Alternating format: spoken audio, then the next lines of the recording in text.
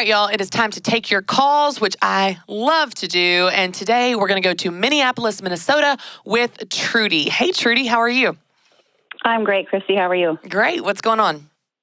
I am wondering how I should handle a change of heart about my business. Ooh, okay. I've invested years of time, energy, and money, and I'm not feeling passionate for it anymore.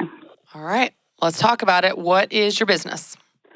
I actually have two. I have a photography degree, and I do that part-time as well as a full-time licensed child care provider. Okay. And how long have you had each of these? Photography since 2012, and I've been in daycare for 5 years now. Okay. So when you say your business, you're burned out, you've lost your passion, are you talking about both of them or one of them more than the other? You know, honestly, we've been in a season of hustle, and at this point, it's both of them. Okay. Let's sit here for just a second. Let's hang out here. Let's take as much as you can. Let's peel away the layers of the emotion, of the exhaustion, of just the overwhelm where you cannot see clearly because you're just tired because of this season of hustle. If you could pare it back to get back to the heart of what you loved before, in either of them, do you think you could love either of them again if it was not the way that it has been done? See, in your mind, this business represents only hustle, only exhaustion, only overwhelm.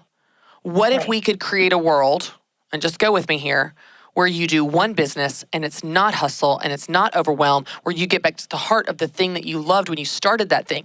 Is that something you could love again, or have you just emotionally moved on from both of these? You know, I think I could love probably one or the other. Yeah. It's a challenge to do both. Yeah. As well as some other part-time jobs. So. Yes. All right. I want to affirm that. Two businesses is incredibly overwhelming. I typically don't recommend it, to be honest. And those are two very different things.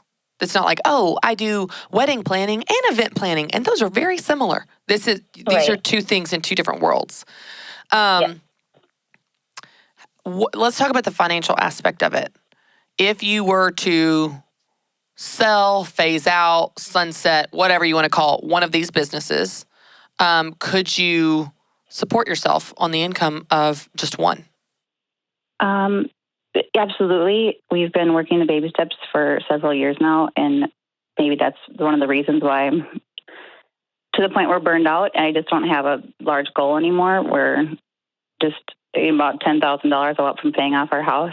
Wow. And the motivation is gone. Yeah. You first of all, from a financial aspect, you're doing amazing.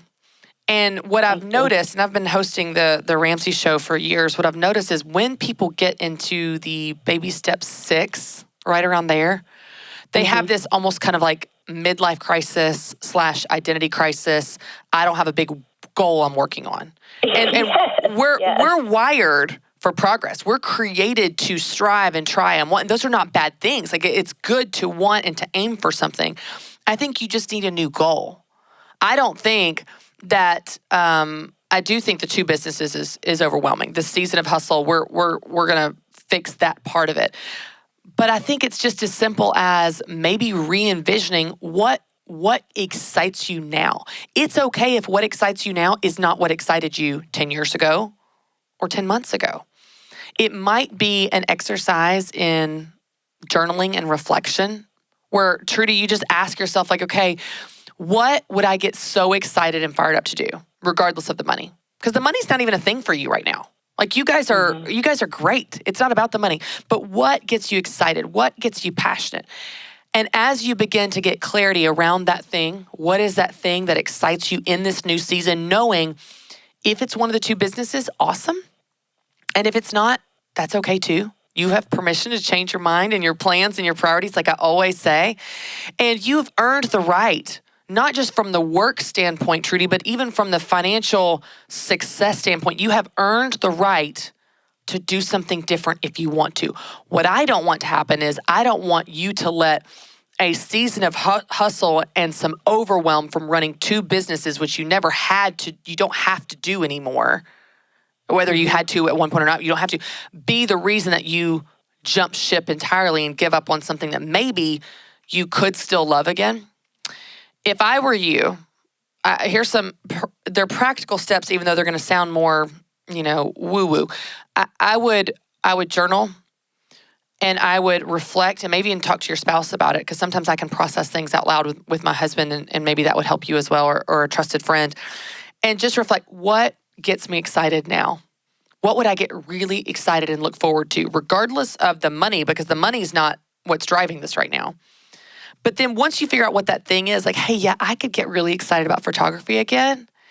And then once you know what the thing is, then you can set some goals in line with that. Like, okay, here's the problem. The problem is 2 businesses. I'm going to cut out one of them. I'm going to sunset one of them, sell one of them, whatever. Hypothetically, let's say you do that and you're going to get rid of the childcare thing.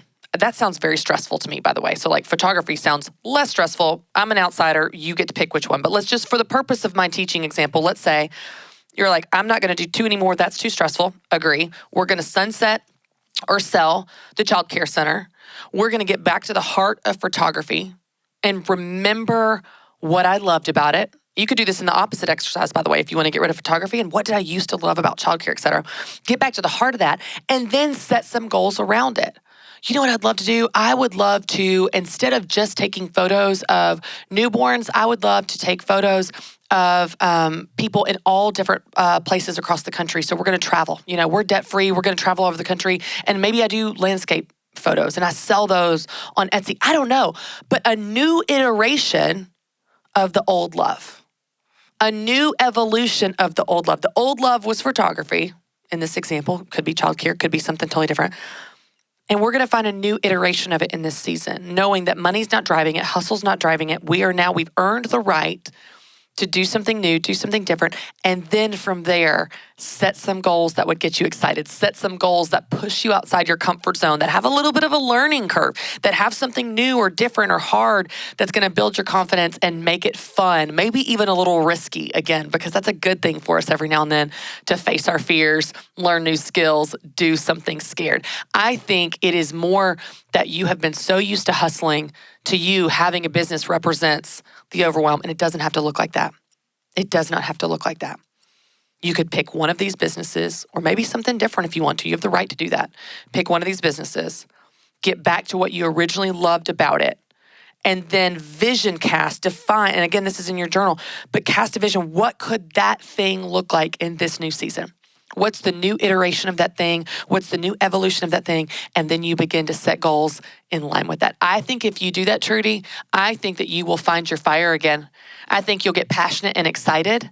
And I think it will be taking what was good and right before and building on it, not completely throwing it out. I'm not saying that you can't. I just don't think you need to. I think it's still in you.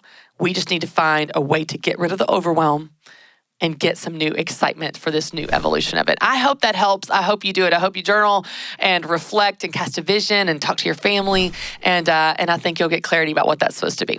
Thanks so much for calling in. Thanks for your question.